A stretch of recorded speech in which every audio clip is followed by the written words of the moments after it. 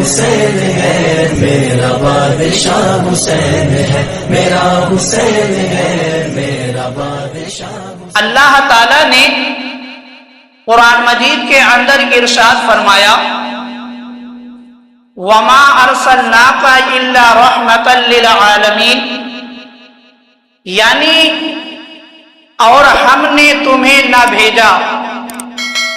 مگر رحمت سارے جہان کے لیے۔ میرے مسلمان بھائیوں، اس آیت کریمہ کے اندر اللہ تعالیٰ نے ارشاد فرمایا کہ میں نے اپنے محبوب کو سارے عالم کے لیے رحمت بنا کر بھیجا ہے۔ اللہ تعالیٰ نے اپنے محبوب کو سارے عالم کے لیے رحمت بنا کر بھیجا ہے۔ میرے سیدی سرکار اعلی حضرت امام احمد رضا خان فاضل بریلوی علیہ رحمت و رضوان فرماتے ہیں کہ عالم ما سوائے اللہ کو کہتے ہیں، یعنی اللہ تعالیٰ کے علاوہ دنیا کی ہر چیز جو ہے عالم ہے۔ اللہ تعالیٰ کی ذات کے علاوہ دنیا کی جتنی بھی چیزیں ہیں ہر چیز جو ہے عالم ہے، جس میں انبیاء ملائکہ سب داخل ہے، جس میں انبیاء ملائکہ سب داخل ہے۔ تو میرے مسلمان بھائیوں، معلوم ہوا کہ ہم سب کے آقا سرکار دو عالم صلی اللہ تعالی علیہ وآلہ وسلم انبیاء کے لیے بھی رحمت ہے، ملائکہ کے لیے بھی رحمت ہے،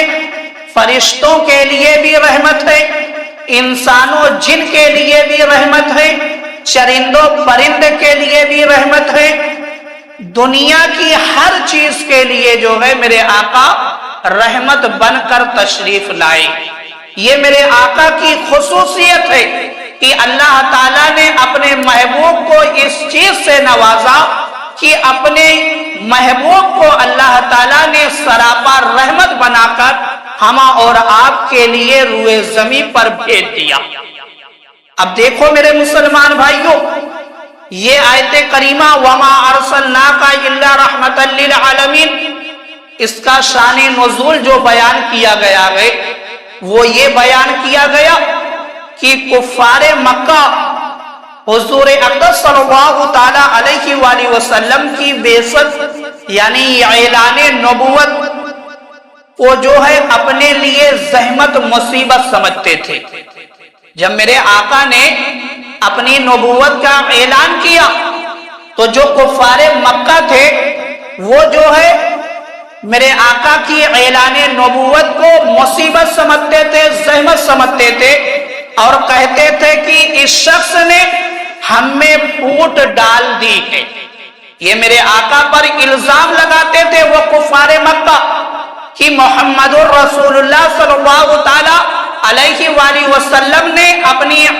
نبوت کا اعلان کر کے جو ہے ہمیں مصیبت میں ڈال دیا، زحمت میں ڈال دیا، اور ہمارے درمیان جو ہے پھوٹ ڈال دی، ہمارے درمیان جو ہے پھوٹ ڈال دی، آپس میں اختلاف پیدا کر دیا۔ تو میرے مسلمان بھائیوں، میرے آقا نے آخر کون سی ایسی بات کہہ دی، کون سی ایسی بات کا اعلان کر دیا کہ جس کی بنا پر کفار مکہ یہ کہنے لگے؟ تو سنو میرے مسلمان بھائیوں، میرے آقا نے کسی کو برا بھلا نہیں کہا تھا، میرے آقا نے کسی کو برا بھلا نہیں کہا تھا، میرے آقا نے صرف یہی فرمایا تھا کہ خدا ایک ہے، خدا ایک ہے، اسی کی عبادت کی جائے، اور بتوں کے سامنے جو ہے پیشانی کو ہرگز نہ جھکایا جائے۔ اسی اعلان کو جو ہے کفار مکہ جو ہے مصیبت کہہ رہے تھے، زحمت کہہ رہے تھے، مگر میرے مسلمان بھائیوں، میرے آقا نے کسی کے درمیان پھوٹ نہیں ڈالی، بلکہ سب کو جو ہے میرے آقا نے صحیح راستہ دکھایا، صحیح تعلیم لوگوں تک پہنچائی، تبلیغ اسلام کیا۔ تو میرے مسلمان بھائیوں، یہاں سے معلوم کیا ہوا؟ معلوم یہی ہوا کہ ہر زمانے میں جو ہے صحیح تعلیم دینے والا اس کو نشانہ بنایا اس کو نشانہ بنایا گیا ہے۔ جس نے بھی جو ہے صحیح تعلیم دی ہے، جس نے قرآن و حدیث کی تعلیم کو لوگوں تک پہنچایا ہے، اس کو ہر زمانے میں جو ہے نشانہ بنایا گیا ہے، برا بھلا کہا گیا ہے۔ تو جب اس طریقے کی گفتگو، اس طریقے کی بات جو ہے کفار مکہ کرنے لگے تو اللہ تعالیٰ نے آیت کریمہ کو نازل کیا، وَمَا أَرْسَلْنَاكَ إِلَّا رَحْمَةً لِلْعَالَمِينَ۔ اے بے عقلو، جو تم یہ سمجھ رہے ہو کہ میرا محبوب جس نے اپنی نبوت کا اعلان کیا ہے تمہیں مصیبت میں ڈال دیا، تمہیں زحمت میں ڈال دیا، نہیں، میرا محبوب جو روئے زمین پر تشریف لایا ہے، میرے محبوب نے جو نبوت کا اعلان کیا ہے وہ تمہارے لیے جو ہے سراپا رحمت بن کر آیا ہے، زحمت نہیں بن کر آیا ہے۔ میرے آقا روئے زمین پر سارے عالم کے لیے جو ہے رحمت بن کر تشریف لائے۔ اور میرے مسلمان بھائیوں دیکھو میرے آقا کی رحمت دیکھو کہ جب تک میرے آقا روئے زمین پر تشریف نہیں لائے تھے دنیا کا نقشہ جو ہے کچھ اور ہی تھا، مگر جب میرے آقا رحمت للعالمین بن کر روئے زمین پر تشریف لے آئے تو دنیا کا نقشہ جو ہے کس طریقے سے بدلتا ہے۔ حدیث پاک کے اندر آتا ہے کہ میرے آقا سرکار دو عالم صلی اللہ تعالی علیہ وآلہ وسلم جب تک روئے زمین پر تشریف نہیں لائے تھے ایک مزدور جو ہے مزدوری کرتا تھا، ایک دن مزدوری کرتا تھا، 2 دن مزدوری کرتا تھا،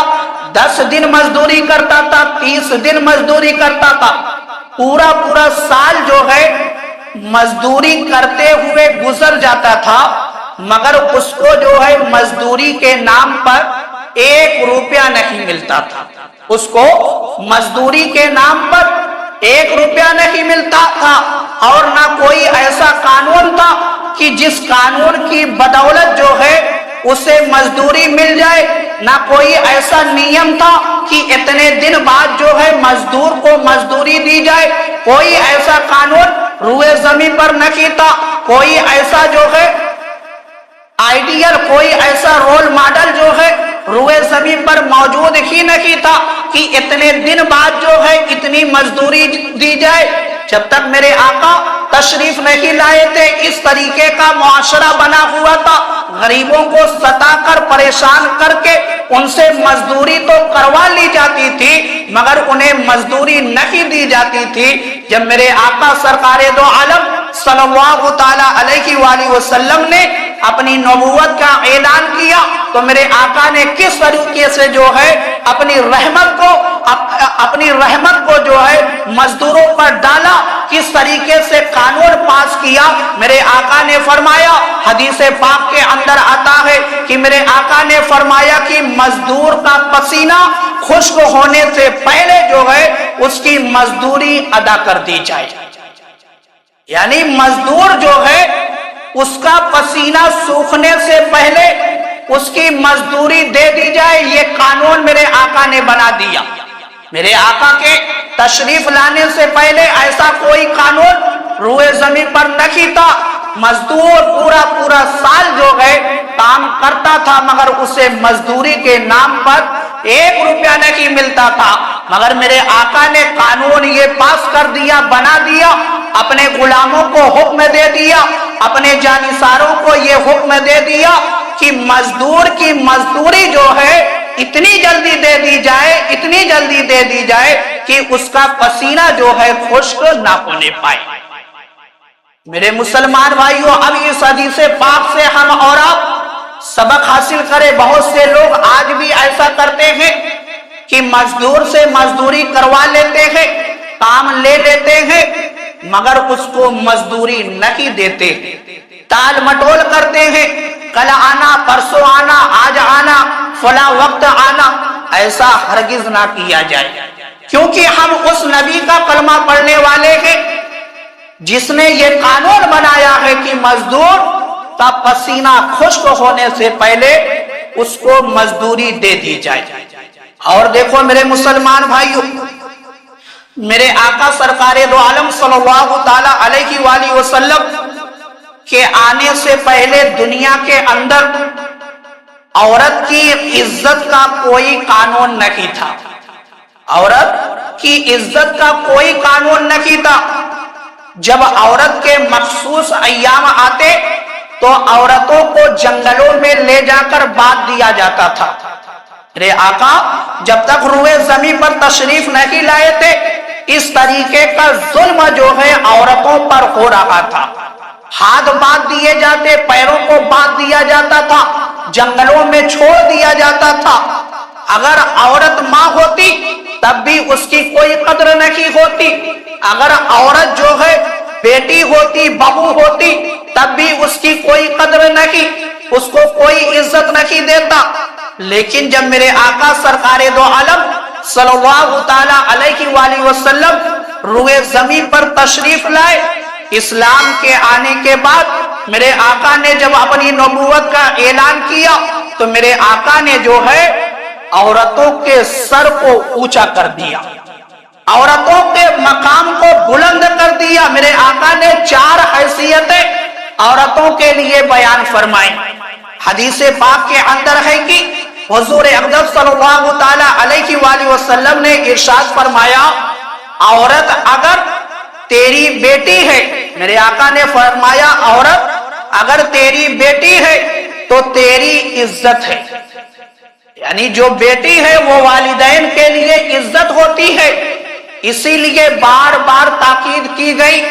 کہ اپنی بیٹیوں پر نظر رکھی جائے، اپنی بیٹیوں پر نظر رکھی جائے کہ میری بیٹی جو ہے کہاں جا رہی ہے، کہاں سے آ رہی ہے، کیا کر رہی ہے، کون سے کام میں مشغول ہے، کیونکہ اگر اس بیٹی نے اپنی عزت کو نیلام کر دیا تو صرف جو ہے اس کی عزت نیلام نہیں ہوگی، تمہاری بھی ساتھ میں جو ہے عزت نیلام ہوگی۔ تو میرے آقا نے فرمایا کہ اگر عورت تیری بیٹی ہے تو وہ تیرے لیے عزت ہے۔ اور دوسری بات جو میرے آقا نے فرمائی، عورت تیری بہن ہے تو تیری آبرو ہے، عورت اگر تیری بہن ہے تو تیری آبرو ہے۔ اور تیسری بات جو میرے آقا نے فرمائی، عورت اگر تیری بیوی ہے تو اس کا خرچہ تیرے ذمہ واجب ہے، یعنی شوہر کے اوپر اس چیز کو واجب قرار دیا گیا ہے اسلام کے اندر کہ وہ اپنی بیوی کے اخراجات کو اٹھائے، اس کے اخراجات کو پورا کرے۔ یہ کہہ کر جو ہے شوہر چھٹکارا نہیں پا سکتا کہ میں تیرے اخراجات کو نہیں اٹھاؤں گا۔ میرے مسلمان بھائیوں، اسلام نے عورت کے نان و نفقہ کو پورا کرنا واجب قرار دیا ہے کہ تم اپنی بیوی کے اخراجات کو اٹھاؤ، پورا کرو۔ تو میرے مسلمان بھائیوں، آج کے ماحول میں کچھ لوگ تو بہت شوق سے جو ہے نکاح کر لیتے ہیں، اور نکاح کے وقت جب نکاح خواہ جو ہے اس بات کا اقرار کراتا ہے کہ ماں نان و نفقہ کے جو ہے تمہارے نکاح میں فلاں کو دیا جاتا ہے، تو اس وقت جو ہے وہ شوق سے تو پکاری بھر لیتا ہے، ہاں کہہ دیتا ہے کہ میں اس کے نان و نفقے کو اٹھاؤں گا، مگر جب اس کی زندگی کو اٹھا کر دیکھا جاتا ہے تو بار بار اسی بات پر جھگڑا ہوتے ہوئے، لڑائی ہوتے ہوئے یہ معاملہ پیش آتا ہے کہ میں تیرے اخراجات کو نہیں اٹھا پاؤں گا، میں تیرے خرچ کو نہیں پورا کر پاؤں گا۔ میرے مسلمان بھائیوں، اہل ایمان کی یہ شان نہیں ہے، اہل اسلام کی یہ شان نہیں ہے، بلکہ اسلام نے جو ہے شوہر کے اوپر یہ واجب کیا ہے کہ وہ اپنی عورتوں کے اخراجات کو اٹھائے، پورا کرے۔ اگر ہم پورا نہیں کریں گے تو کل بروز حشر جو ہے اس کا جواب دینا پڑے گا، اس کا جواب دینا پڑے گا، بتانا پڑے گا کہ کیوں جو ہے تم نے اخراجات کو نہیں پورا کیا۔ تو ایسا معاملہ ہرگز نہ کیا جائے، جو نان و نفقہ بنتا ہے اپنی عورت کا اس کو پورا کیا جائے۔ اور چوتھی بات جو میرے آقا نے ارشاد فرمائی، اور اگر عورت ماں ہے، اور اگر عورت ماں ہے تو اس کے قدموں کے نیچے جنت ہے۔ میرے آقا نے فرمایا کہ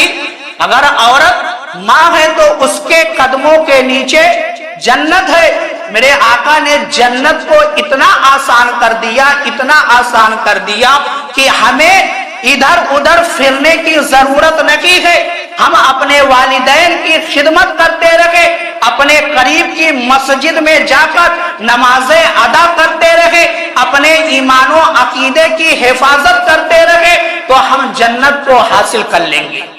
جنت کو اتنا آسان میرے آقا نے کر کے پیش کر دیا۔ اور دوسری بات اس حدیث پاک میں جو پوشیدہ ہے وہ یہ ہے کہ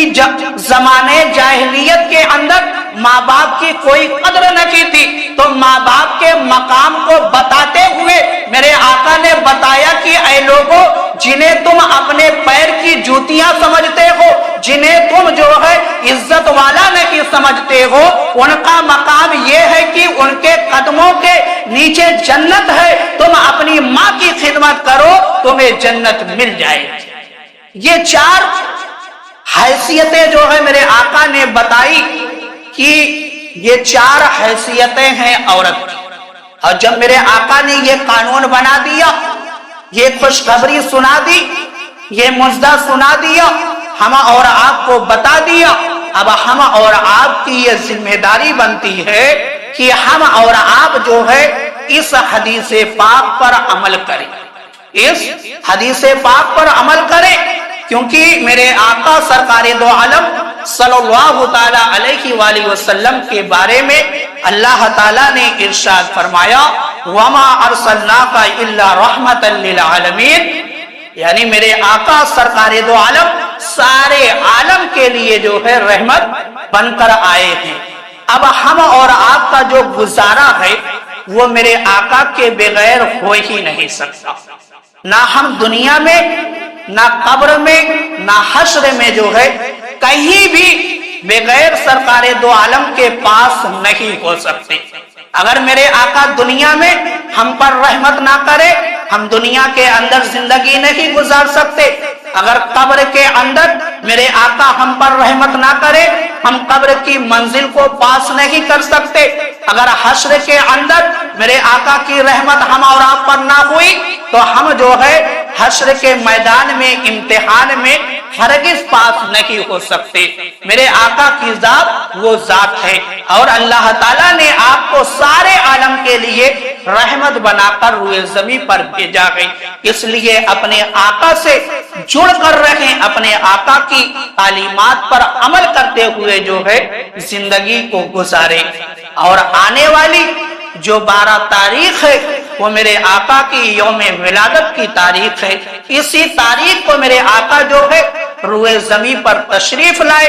اس لیے جو ہے اس دن دل کھول کر جو ہے خوب خوشیاں منائے، مگر اس بات کا خیال رکھے کہ خوشی کے چکر میں جو ہے شریعت کا کوئی قانون نہ توڑے، جس سے شریعت کا قانون نہ ٹوٹے وہ کام جو ہے آپ خوشی میں کر سکتے ہیں۔ اس لیے اس بات کا بھی خیال رکھنا چاہیے۔ اب جیسے ہم اور آپ جب خوشی مناتے ہیں تو بہت سے لوگوں کو اعتراض بھی ہوتا ہے کہ یہ خوشی منانا کہاں سے ثابت ہے،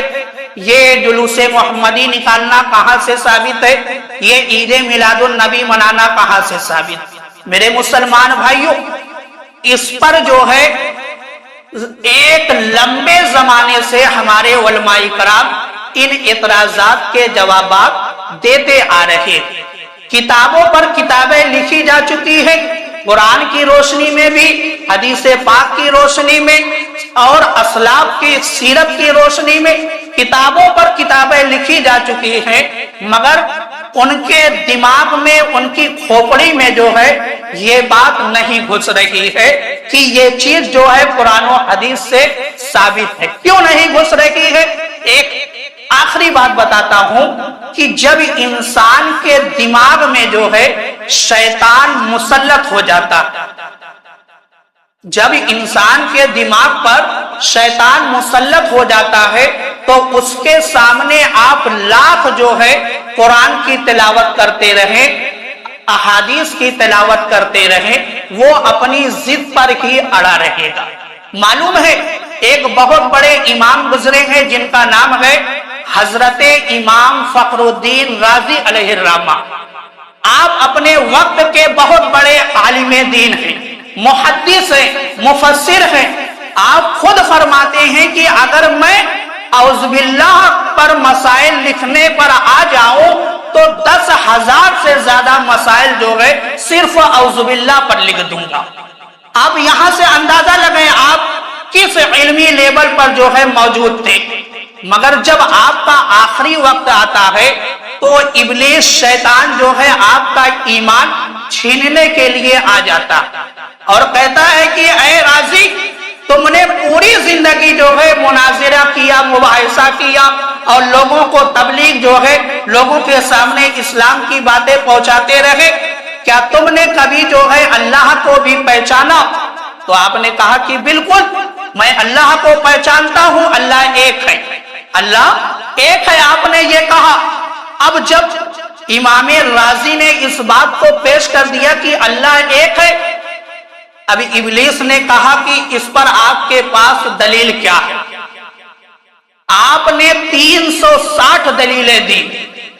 آپ نے اللہ کے ایک ہونے پر 360 دلیلیں دی، مگر ابلیس نے ہر دلیل کو کاٹ دیا، ہر دلیل کو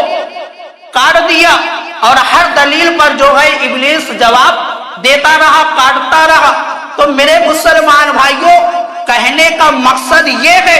کہ جب امام رازی جیسا 360 دلیلیں دے کر ابلیس کو نہ منا سکا، تو آج کا اگر کوئی منکر جو ہے میلاد النبی کا انکار کرتا ہے، آپ لاکھ اس کے سامنے جو ہے حدیث اور آیت کریمہ پیش کرتے رہے، وہ ہرگز نہیں مانے گا، کیونکہ جس کے دماغ میں شیطان مسلط ہو جاتا ہے اس کو دلیل دینے کی ضرورت نہیں رہ جاتی ہے۔ اس لیے آپ صرف اتنا سمجھ لیں کہ یہ سوچ کر کہ میں نبی کی ولادت کی خوشی منا رہا ہوں، جس کی نسبت جو ہے میرے آقا سے ہے اور مجھے جو ہے محبت ہے نبی کی، اس لیے جو ہے میں خوشی منا رہا ہوں، اسی پر آپ کے لیے بہت بڑا مزدہ ہو جائے گا اور دلیلوں کو تلاش کرنے کی ضرورت نہیں پڑے گی، نہ کسی کو دلیل دینے کی ضرورت ہے، نہ کسی کو سمجھانے کی ضرورت ہے۔ اپنا اپنا نصیب ہے، جس کے نصیب میں خوشی ہے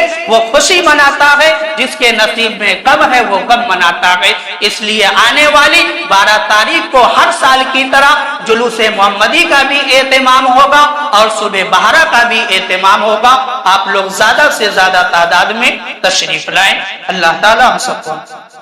سنت